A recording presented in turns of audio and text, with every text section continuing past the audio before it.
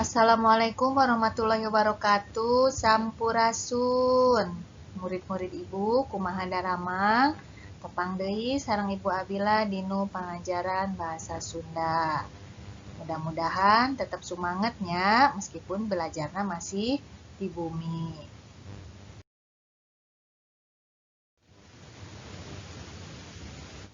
Materi dinten ieu nyaeta ngeunaan kalimah parentah. Nu dimaksud ku kalimah parentah nyaeta anu eusina pikeun marentah batur sangkan milampah tindakan atawa pagawean. Jadi kalimah parentah teh sami hartosna sareng kalimat perintah.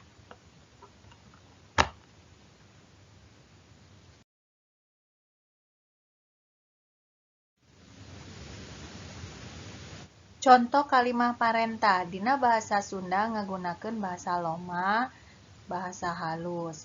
Bahasa loma digunakeun kanggo sasama, sedangkan bahasa halus digunakeun kanggo batur sareng kanggo anu langkung sepuh ti urang yuswana atanapi ka orang tua. Contoh, cokot buku, candak buku artinya ambil buku. Teras hitung kumaneh, etang ku salira, artinya hitung oleh kamu. Begitu seterusnya. Sudah ingat kembali ya tentang bahasa loma dan halus? Salajengna urang ngagunakeun kalimah parentah. Contoh, tina kecap tulis jadi kalimah tulis karangan teh sing rapi. Contoh anu kadua buru. Buru lumpatna bisi ka udag.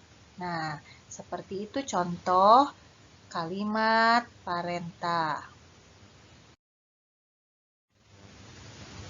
Salajengna urang mikaweruh aksara ngantet. Nu dimaksud ku aksara ngantet nyaeta nuliskeun huruf ngantet nyaeta hiji kagiatan anu ngahasilkeun kecap atawa kalimah anu saling ngantet, yaitu dalam bahasa Sunda tulisan tegak bersambung, menyambungkan huruf-huruf menjadi satu kalimat yang saling menyambung.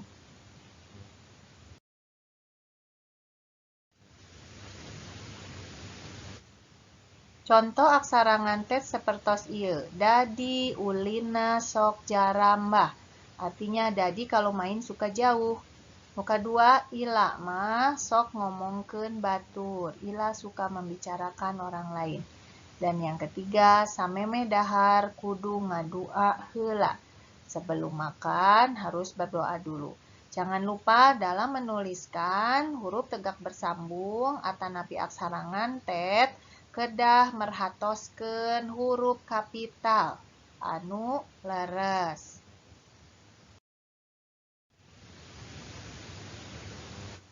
Murid-murid Ibu sadayana upami atos rengse nyakseni video pembelajaran dinten ieu mangga pancen nu kedah dilaksanakeun ku hideuk di bumi buka kaca 44 mangga kerjakeun bagian A sareng B upami atos rengse sapertos biasa dikintunkeun ka Ibu.